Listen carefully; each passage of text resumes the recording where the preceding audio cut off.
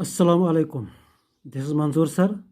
Welcoming you again in the online classes of 10th class mathematics. इस वक्त हम arithmetic progression पढ़ रहे हैं। अरिथमेटिक प्रोग्रेशन का हमने इंट्रोडक्शन पार्ट किया। अब इसके बाद हमें पढ़ना है general way of writing an AP. एक अरिथमेटिक प्रोग्रेशन, किसी भी अरिथमेटिक प्रोग्रेशन को हम जनरल में कैसे लिखते हैं।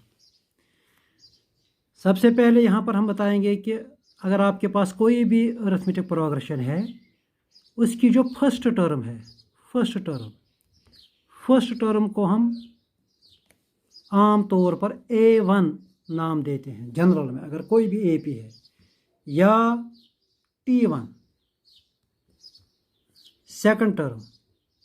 अगर सेकंड टर्म आपके पास है, सेकंड टर्म को हम आम तौर पर A2 नाम देते हैं या T2।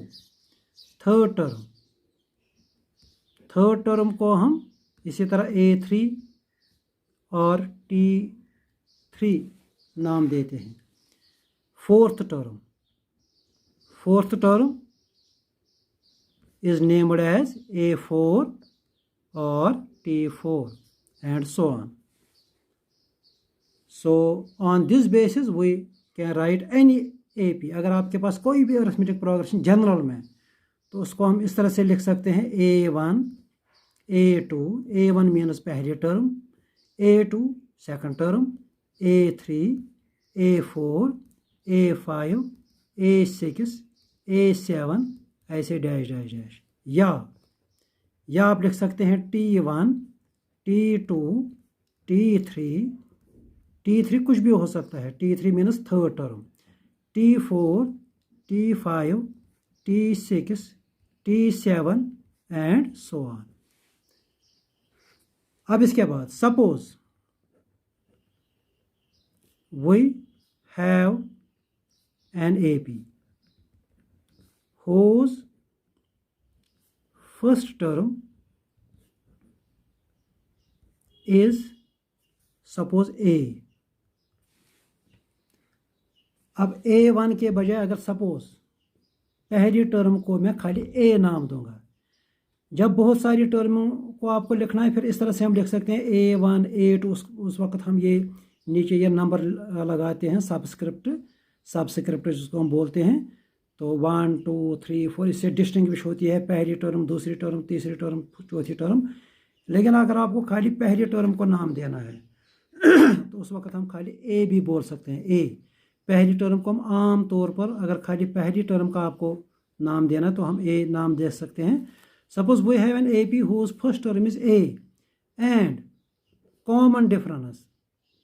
इंट्रोडक्शन पार्ट में जो हमने पढ़ा कि हर अरिथमेटिक प्रोग्रेशन की एक कॉमन डिफरेंस होती है, जिसको हम स्मॉल डी से आमतौर पर डिनोट करते हैं। Suppose we have an A P whose first term is A and common difference is small D, then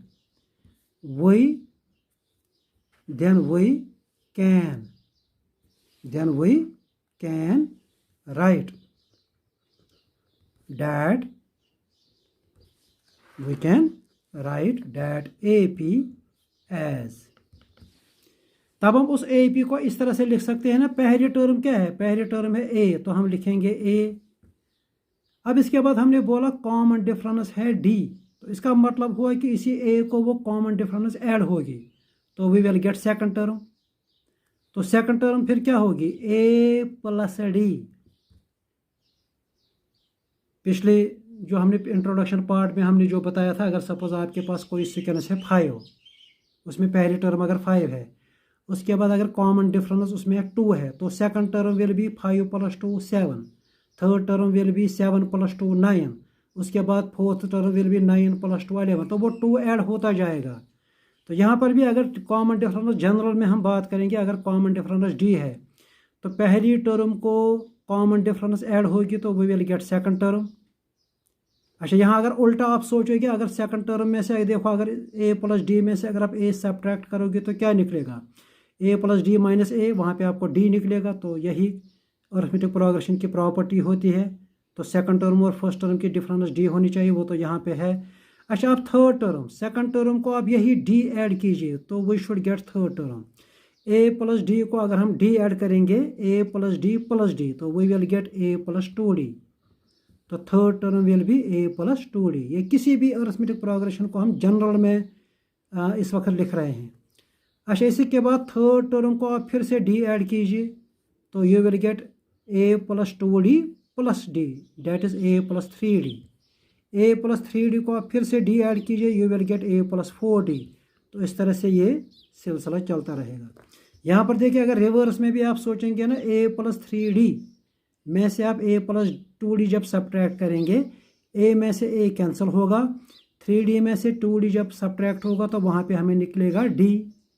अच्छा, इस फिफ्थ टर्म में से आप फोर्थ टर्म सब्ट्रैक्ट कीजिए, वहाँ पे क्या होगा, ए में से ए सब्ट्रैक्ट होगा तो कैंसिल, 4d में से 3d सब्ट्रैक्ट होगा, वहाँ पे हमें क्या हासिल होगा, d। तो किसी भी दो टर्म की डिफरेंस यहाँ पे देखो, यहाँ पे d है। तो इस तरह से हम यहाँ पे बता सकते हैं कि ये एक अरिथमेटिक प्रोग्रेशन को लिखने का एक सही तरीका है, क्योंकि यहाँ पे किसी भी दो टर्मों की डिफरेंस d है। तो this is the general way of writing an AP। तो यहाँ पे एक ख़ास ध्यान आप दीजिए, पहली टर्म क्या है, पहली टर्म यहाँ पे है, यहाँ पे पहली टर्म हमने क्या लिखी, यहाँ पे हमने पहली टर्म लिखी A। अच्छा, दूसरी टर्म हमने क्या लिखी, दूसरी टर्म हमने लिखी A plus D, A plus D।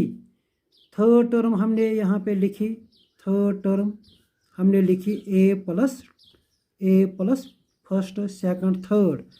Third term हमने लिखी A प्लस 2d। देखो यहाँ खास पॉइंट है, थर्ड टर्म में लफ्ज़ 3 है, लेकिन यहाँ से आता है 2d, तो यहाँ इस 3 से A कम आता है।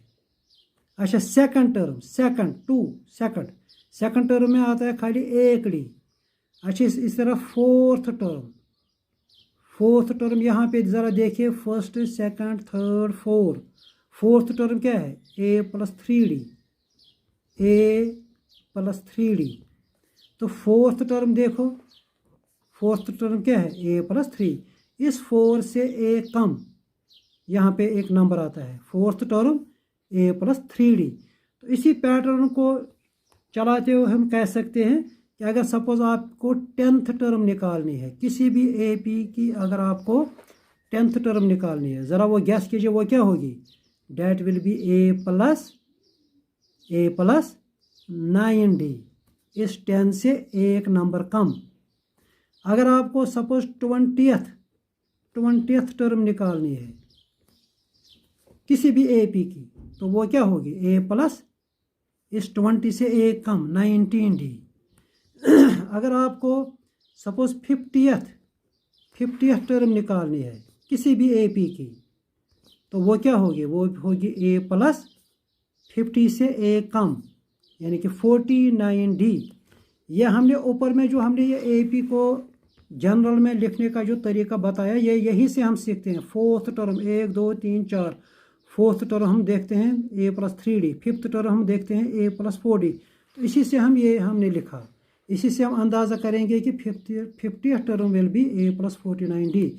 तो इसी पैटर्न को चलाते हुए हम कह सकते हैं कि अगर आपको किसी एक AP की कोई भी टर्म निकालनी है, जनरल टर्म जिसको हम बोलते हैं nth टर्म, n कोई भी नंबर है, nth term will be A plus, इसी n में से एक सब्ट्रैक्ट करना है, n माइनस 1 इंटू d।